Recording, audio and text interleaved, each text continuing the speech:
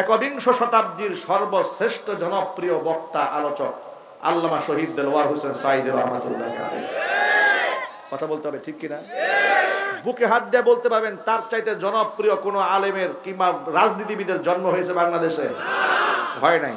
কেন বলি শোনেন, বিএনপি যারা করেন তারাও মনে কষ্ট নেন না, অন্য যারা করেন তারাও কষ্ট নেন না। সাঈদী সাহেবের শুধু ফাঁসির রায়টা হয়েছে, এই কথা শুনে তার ভক্তবৃন্দরা 160 জন জীবন দিয়েছে। বলেন একটা নেতার নাম বলেন যার জন্য এভাবে মানুষ বুক পেতে দিচ্ছে। এই যে স্বৈরাচারী হাসিনার পক্ষে তার গোলামেরা একেবারে বঙ্গবন্ধু জিকির করতে করতে মুখ দিয়ে ফেনা বের করে ফেলত, ঠিক কিনা বলে? অবস্থা এমন হয়েছিল যে আমাদের মনে হয় প্রতিদিন ফজরে পরে 33 বার বঙ্গবন্ধু, 33 বার শেখ হাসিনা, আর 34 বার আপনার নরেন্দ্র মোদী, এগুলা জিকির আজকাল করতে হবে। অবস্থাটা এমন বানাইছিল। আর ওনারা বঙ্গবন্ধুর এত মোহাব্বত করে খুদার আসনে বসাই দিয়েছিল। কথায় কথায় বঙ্গবন্ধু, ব্রিজ বঙ্গবন্ধু, বাঁধ বঙ্গবন্ধু, পায়খানা বঙ্গবন্ধু, খালি বঙ্গবন্ধু আর বঙ্গবন্ধু। এত মোহাব্বত, এত ভালোবাসা। বাড়িটা যখন ভাঙ্গা হইল, ভালোবাসার একটা লোক খুঁজে পাওয়া গেল। দেখছেন 1975 সালে যখন বঙ্গবন্ধুকে গোষ্ঠী সহ জাহান্নামে পাঠিয়ে দেওয়া হয়েছিল, তখন যেমন একটা লোক বের হয়ে আসে নাই, ঠিক 2024 সালে এসেও একটা লোক, 25 সালে এসে একটা লোক বাড়ি রক্ষা করতে এলো না। বোঝা গেল এই দলের যেগুলো আছে দেশপ্রেম বলে আর বঙ্গবন্ধু প্রীতি বলে সব মিথ্যাবাদী। চিল্লাইবেন ঠিক কিনা বলেন? এরা আবার বলে 1000 বছরের শ্রেষ্ঠ বাঙালি। হ্যাঁ, 1000 বছরের শ্রেষ্ঠ বাঙালি, এই উপাধি পাইল কই? শয়তানে দিয়েছে উপাধি, শয়তানে, ঠিক কিনা বলে? 1000 বছরের শ্রেষ্ঠ বাঙালির ছেলে বিদেশ বিবাহ করে, দেশে বউ খুঁজে পায় না। কথা বলেন? 1000 বছরের শ্রেষ্ঠ বাঙালির নাতি পুতি যা আছে সব বিদেশে সেটেল হয়ে যায়, এমন বাঙালির বাঙালি। প্রতারণার একটা সীমা থাকা উচিত। তোমাদের স্পষ্ট বলে দেই, তোমরা খালি খুঁচাখুচি করা নির্বাচন করবা, একদম পরিষ্কার। আমাদের বার্তা একদম পরিষ্কার, নির্বাচন করবে না কি করবে তোমাদের ব্যক্তিগত ব্যাপার, কিন্তু যতগুলা খুন তোমরা করেছো বিচার এই মাটিতে আগে হবে। খুনের বিচার হওয়ার আগ পর্যন্ত কোন ব্যক্তি যদি এই স্বৈরাচারীকে রাজনৈতিক প্রশ্রয় দিতে চায়, তাদের বিরুদ্ধে আরেকটা যুদ্ধ হবে। আপনারা রাজি আছেন কিনা আমি দুহাত দেখতে চাচ্ছি। জাদালার সর্বশেষ আয়াত, হিফজ কুরআন মাজিদ 28 নম্বর পারা 4 নম্বর পৃষ্ঠার শুরুতেই খুলে দেখবেন, আল্লাহ বলেছেন, লা তাজিদু কওমান ইউমিনুনা বিল্লাহি ওয়াল ইয়াউমিল আখির ইউআদ্দুনা মান হাদ্দাল্লাহা ওয়া রাসূলাহু ওয়ালাউ কানু আবাহুম আও আবনাআহুম আও ইখওয়ানাহুম আও আশীরাতাহুম উলাইকা কাতাবা ফি কুলুবিহিমুল ঈমান। অনবীজি, লা তাজিদু কওমান ইউমিনুনা বিল্লাহি ওয়াল ইয়াউমিল আখির, আমি আল্লাহর উপর ঈমান আনে আর আমার পরকালের উপর ঈমান আনে এমন একটা জাতিকে আপনি কোশ্চিন কালেও পাবেন না যে তারা ওই সমস্ত ব্যক্তিদেরকে মহব্বত করে যারা আমি আল্লাহ এবং আমার রাসূলের সাথে যারা দুশমনী রাখে, মুসলমানদের সাথে দুশমনী রাখে, কোরআনের সাথে দুশমনী রাখে, ইসলামের সাথে দুশমনী রাখে, এমন ব্যক্তিদেরকে ইমানদারেরা কোনোদিন ভালোবাসতে পারে না। এই কথা কে বললেন? আল্লাহ পাক বলেন, ওয়ালাউ কানু আবাহুম, যদিও তারা তাদের বাবা হয়, আও আবানাহুম নিজের সন্তান হয়, আও ইখওয়ানাহুম নিজেদের ভাই হয়, আও আশীরাতাহুম নৈকট্যপ্রাপ্ত আত্মীয় স্বজন হয়, একেবারে নিকটতম আত্মীয় স্বজনরাও যদি ক্ষুধাদ্রোহী হয়, আল্লাহ দ্রোহী হয়, রাসূল দ্রোহী হয়, ধর্মদ্রোহী হয়, আল্লাহ পাক বলেন ওই সমস্ত ব্যক্তিরা যদি ইমানদার হয়ে থাকে, ওই সমস্ত ক্ষুধাদ্রোহীদেরকে তারা ভালোবাসতে পারে না। ঠিক কিনা বলেন? ঠিক তাই হয়েছে।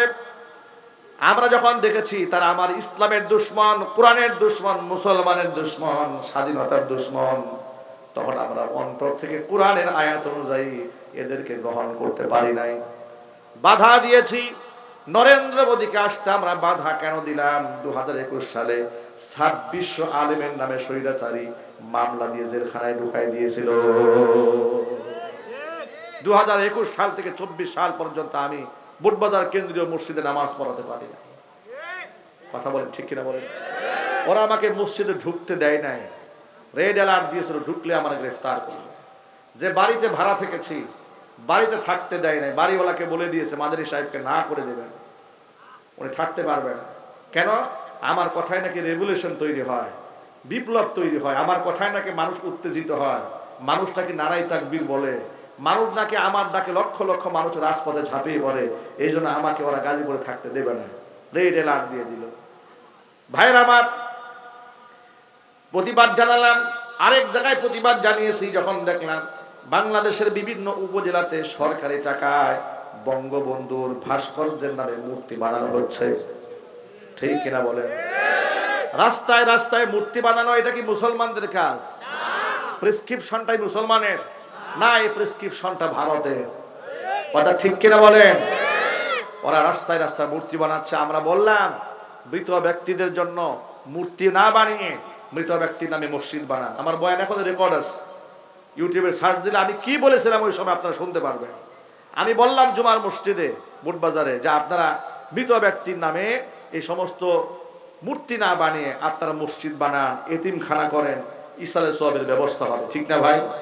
আমরা কি খারাপ কথা বলছি? কিন্তু ওরা থানায় মিটিং করলো আমার নামে। আমি বঙ্গবন্ধুর বিরুদ্ধে জুমায় ওয়াজ করছি, জাতির পিতার বিরুদ্ধে আমি ওয়াজ করছি, সুতরাং আমাকে এরা আর এখানে টিকতে দেবে না। ষড়যন্ত্র শুরু হয়ে গেল। দুইটা ইস্যু, এক হচ্ছে ভাস্কর্য বিরোধী কথা বলেছি, একটা ইস্যু নরেন্দ্র মোদী ইস্যুতে কথা বলেছি। দুইটা ইস্যুকে জমা করলো। বাইতুল মোকাররমে নামাজরত মুসল্লিদেরকে পিটাইলো, গুলি করলো, হত্যা করলো, প্রতিবাদ জানিয়েছি। তিনটা জায়গায় আমি অন্যায় প্রতিবাদ জানিয়েছি। আমি আমার বক্তৃতার মধ্যে দাঁড়িয়ে বলেছিলাম যে এটা আবার কেমন স্বাধীনতা, যে আমি স্বাধীনভাবে কথা বলতে পারি না, আমি এই স্বাধীনতা মানি না। এই কথাটা নাকি রাষ্ট্রদ্রোহী হয়েছে। আমার ওসি সাহেব বললেন যে আপনি বক্তৃতার মধ্যে বলছেন এটা কেমন স্বাধীনতা, আমি এই স্বাধীনতা মানি না, আপনি দেশদ্রোহিতা করছেন, সুতরাং আপনার বিরুদ্ধে এরা খুব খেপা, আপনার গাজীপুরে থাকতে দেবে না। আমাকে তারা থাকতে দেয় না, চারটা বছর পর্যন্ত মসজিদে ঢুকতে দিল না। একটা বিদায় নেওয়ার জন্য সুযোগ চেয়েছিলাম যে আমি এত বছর নামাজ পড়িয়েছি, একটু বিদায় নেওয়ার সুযোগ দেন। তারা বললো না, আপনি বিদায় নিতে গেলে আপনার ভক্তবিন্দুরা দাঁড়াই থাকবে বলে দাঁড়াই যাবে, তাহলে বিদায় চা হবে না, এটা করা যাবে না। দেখেন একটু সুযোগ ওরা আমাদেরকে দিল না, চোরের মতো আমাদেরকে পালিয়ে থাকতে হয়েছে। অবস্থা অতিলকালা ইয়ামুন উদাবিলুহা বাইনান নাস, দিন কিন্তু আল্লাহর হাতে। দিন কার হাতে? দিন আল্লাহর হাতে। আল্লাহই পরিবর্তন করে দিয়েছেন। ওরা আমাদের মুসল্লিদের কাছ থেকে আমাদেরকে বিদায় নিতে দেয় নাই, বিদায় নেওয়ার সুযোগ আল্লাহ স্বৈরাচারীকে দেয় নাই। স্বৈরাচারী চেয়েছিল সেনাবাহিনীর কাছ থেকে আমার 1 ঘন্টা সময় দেয়, আমি জাতির উদ্দেশ্যে একটা ভাষণ দেই। সেনা অফিসার বলেছে সময় 45 মিনিট। ভাষণ দিবেন না গাঁটটি বুঝটা গুল করবেন, সিদ্ধান্ত আপনার। পিঠের চামড়া কিন্তু থাকবে না, ছাত্র কিন্তু আসতেছে দেহে কাছাকাছি চলে আসছে। স্বৈরাচারী মনে মনে ভাবে গোষ্ঠী বাড়ি মুক্তিতার, তাড়াতাড়ি সুটকেস গুছাও, হেলিকপ্টার স্টার্ট দাও। কথা ঠিক কিনা বলেন? ভাষণ দেওয়ার সুযোগ দেওয়া হয় নাই, চোরের মতো দেশ থেকে পালিয়ে যেতে বাধ্য হয়েছে। যারা আলেমদেরকে বিদায় নেওয়ার সুযোগ দেয় না, আল্লাহ পাক স্বৈরাচারীকে বিদায় নেওয়ার সুযোগ দেয় না, জুতা পিটা করে তাড়িয়ে দিয়েছে। কথা বলে ঠিক কিনা?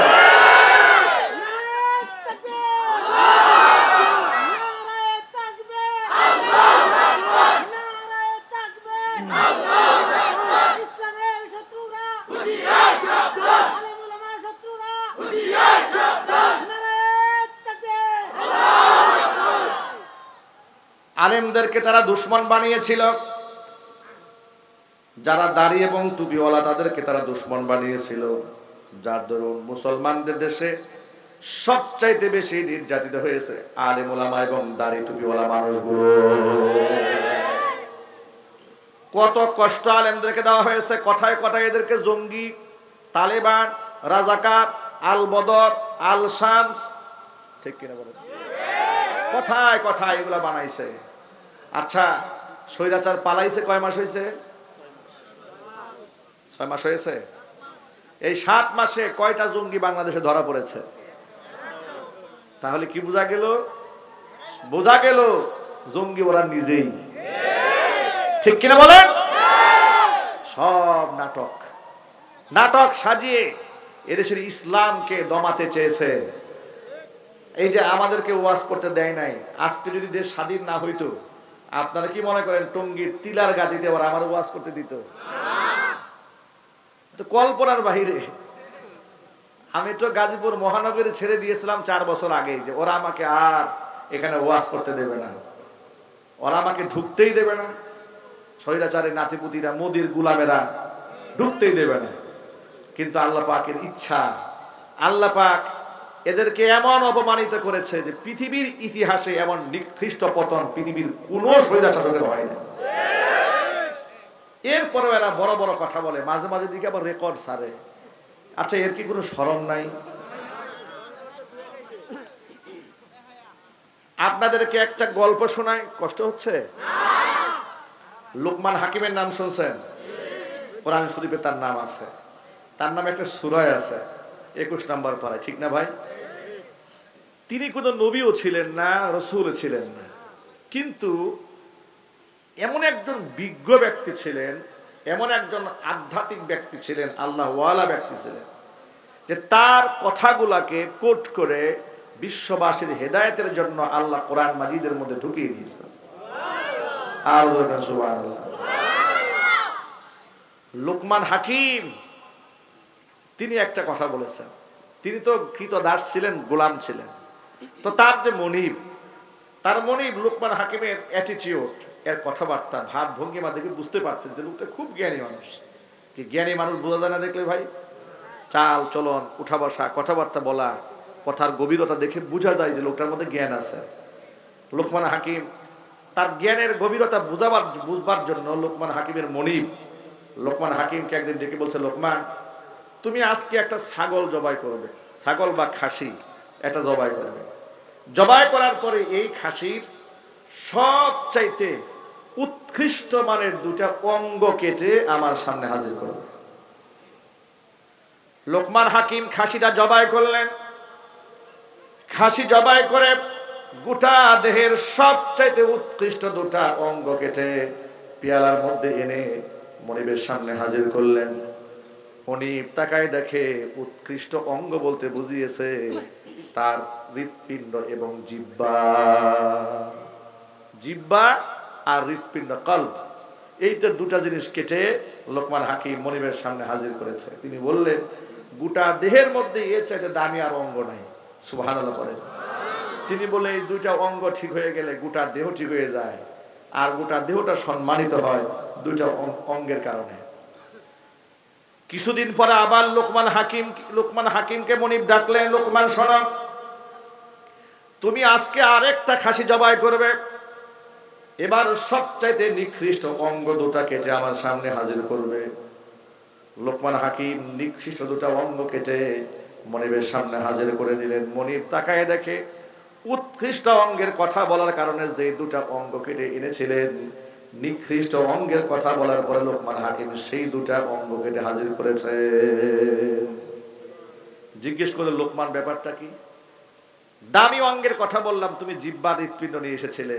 খারাপ অঙ্গের কথা বললাম, তুমি আবারও জিহ্বার হৃৎপিণ্ড নিয়ে হাজির করলে। লোকমান হাকিম বললেন, মনিব শোনেন, দেহের এই 2টা অঙ্গ এতটাই দামি, যদি ভালো হয় এর থেকে ভালো অঙ্গ আর থাকে না। আর জবান আর হৃৎপিণ্ড যদি কারো খারাপ হয়ে যায়, এর চাইতে নিকৃষ্ট অঙ্গ দেহের মধ্যে আর থাকে না। আল্লাহর নবী সাল্লাল্লাহু আলাইহি ওয়াসাল্লাম এই ব্যাপারে একটা হাদিস বলেছেন, আলা ইন্না ফিল জাসাদি লামুদগাহ ইদা সালুহাত সালুহাল জাসাদু কুল্লুহু ওয়া ইদা ফাসাদাত ফাসাদাল জাসাদু কুল্লুহু। দেহের মধ্যে একটা অঙ্গ আছে, সেই অঙ্গটা যদি ভালো হয়ে যায় গোটা দেহ ভালো হয়ে যায়, আর অঙ্গ যদি খারাপ হয়ে যায় গোটা দেহটাই খারাপ হয়ে যায়। আলা ওয়াহিয়াল কলব, মনে রেখো সেটা হচ্ছে মানুষের কলব। ভাইরা, স্বৈরাচারী হাসিনার ওর দিকে একটু হাদিসটা মিলাই দেখেন তো। এর মনের মধ্যে, এর মন কত পচা আর মুখের ভাষা কত নিকৃষ্ট, ঠিক কিনা বলেন? এর পতন হয়েছে মুখের কথার কারণে। একটা কথা বলেছিল রাজাকারের বাচ্চারা, ঠিক না? আমি কিন্তু একজন যুদ্ধাহত মুক্তিযোদ্ধার সন্তান। আমার বাবা 1971 সালে দেশ স্বাধীন করতে গিয়ে আহত হয়েছিলেন। বাংলাদেশের প্রথম সারির মুক্তিযোদ্ধা যারা, তার মধ্যে সরকারের খেতাব প্রাপ্ত প্রথম সারির আমার বাবা একজন মুক্তিযোদ্ধা। রাষ্ট্রীয় সমস্ত সুযোগ সুবিধা আমাদের আসে, কিন্তু এরপরে মুক্তিযোদ্ধার সন্তান হওয়ার পরেও শুধু আলেম, ইসলামের পক্ষে আমি কথা বলি, এই জন্য তারা আমাকে রাজাকারের সন্তান বলে তকমা দিয়েছে। কথা বুঝতে পেরেছেন? মানে বিষয়টা এমন হয়ে গেল, সাথে চললে সঙ্গী আর বিরুদ্ধে গেলেই জঙ্গি। তাদের পক্ষে থাকলে মুক্তিযোদ্ধা, তাদের বিরুদ্ধে গেলেই রাজাকার। এই ট্রাম্পটা ওরা কাজে লাগিয়েছে, 16 বছর নেতৃত্ব দিয়েছে। ওই ট্রাম্প আর বাংলাদেশে চলে নাই, যুবকরা জুতা পিটা করে রাজাকারগিরি শিখিয়ে দিয়েছে। কথা ঠিক না ঠিক? সেই যুবকরা স্লোগান দিয়েছে, রাজাকার রাজাকার, তুমি কে আমি কে, রাজাকার রাজাকার। যেই রাজাকারকে ওরা গালি বানিয়েছিল, সেই রাজাকার গর্বের সাথে লোকেরা গলায় পড়েছে, ছাত্ররা সেই রাজাকারের মালা গলায় নিয়ে পরে অবরুদ্ধ করে, লাঞ্ছিত অপমানিত করে দেশ থেকে তাড়িয়ে দিয়েছে। কথা ঠিক না ঠিক? মুখের কথা এটা বড় সাবধান। এর অন্তরে যে বিষ, এর অন্তর যে পচা স্বৈরাচারী, আমি আমার ভাষায় বলি, কেউ মনে আঘাত দিয়েন না, এর মনের বিষ যদি পৃথিবীর সমস্ত বিষাক্ত কুবুরার মুখে দেওয়া হয়, হাসিনার অন্তরের বিষে বিষাক্ত হয়ে পৃথিবীর সব বিষাক্ত সাপগুলো সব মরে যাবে। আমি কি ভুল বললাম ভাই? এর মনে কত বিষ থাকলে 2013 সালে অসংখ্য অগণিত শাপলা চত্বরে মানুষদেরকে হত্যা করে জাতীয় সংসদে দাঁড়িয়ে মিথ্যা কথা বলে যে কোনো গুলাগুলির ঘটনাই ঘটে না। কত বিষ মনে দেখে। লাইট বন্ধ করে দিয়ে মানুষের উপর বুলডোজার চালিয়েছে। লাশগুলাকে র্যাবের ঊর্ধ্বতন কর্মকর্তাদের সাথে আমাদের ব্যক্তিগত সম্পর্ক যে কোনো কারণে হয়েছে। কেন হয়েছে? ওয়াজ করি, বিভিন্ন মাহফিল আমাদেরকে তো সবাই দাওয়াত দেয়, এমপি মন্ত্রী ভালো চোর বাটপার সবাই তো ওয়াজ করায়। কথা বলে না কেন? কি আমি ভুল বললাম নাকি? সমাজের খারাপ মানুষের ওয়াজ করায়, ভালো মানুষের ওয়াজ করায়। আমার সবার দাওয়াতে যায়। কেন দাওয়াতে যায়? ওয়াজ যে মনে হয় সে করাক, আমার কথা তো সবাই শুনতেছে। র্যাবের এক কর্মকর্তা বলে, হুজুর ওই মিশনে আমরাও ছিলাম দায়িত্বে, কিন্তু কি করব, চাকরির খাতিরে কিচ্ছু কথা বলা যায় না, কিছু বলা যায় নাই। যে বলেছে তারই সমস্যা হয়ে গেছে, প্রমোশন থেমেছে, চাকরি থেকে বরখাস্ত হয়েছে, ওএসডি হয়েছে, ভয়ে কেউ মুখ খুলে নাই। কিরকম ভাবে লাশগুলাকে গুম করা হয়েছে, ড্রেনের ম্যানহোল খুলে, ম্যানহোলের ঢাকনা খুলে লাশগুলাকে ফেলে দেওয়া হয়েছে। এরপরে সংসদে দাঁড়িয়ে বলছে কোনো গুলাগুলির ঘটনায় ঘটে নাই। আমি আপনাদের সকলের কাছে জিজ্ঞেস করি, এখানে কি আওয়ামী লীগ, কি বিএনপি, কি জামাত জাতীয় পার্টি, জিজ্ঞেস করতে চাই না, ইমানদারের মতো জবাব দিবেন, শাপলা চত্বরে কোনো গুলাগুলির ঘটনা ঘটে নাই? মানুষকে শহীদ করা হয় নাই? লাশ গুম করা হয়নি? তাহলে স্বৈরাচারী হাসিনা জাতীয় সংসদে সত্য বলেছে না মিথ্যা বলেছে? শতাব্দীর শ্রেষ্ঠ মিথ্যাবাদী, কথা বলতে হবে, ঠিক কিনা? 57 জন সেনা অফিসারকে ঠান্ডা মাথায় খুন করেছে, ঠিক কিনা জুড়ে বলেন? গেল পর্ব এটা। 2021 সালে নরেন্দ্র মোদীকে কেন্দ্র করে 2600 আলেমের নামে মিথ্যা মামলা দিয়েছে। কত আলেমদেরকে দেশান্তরিত করেছে, ঘর ছাড়িয়েছে, বাড়ি ছাড়া করেছে। বাংলাদেশ সহ গোটা বিশ্বের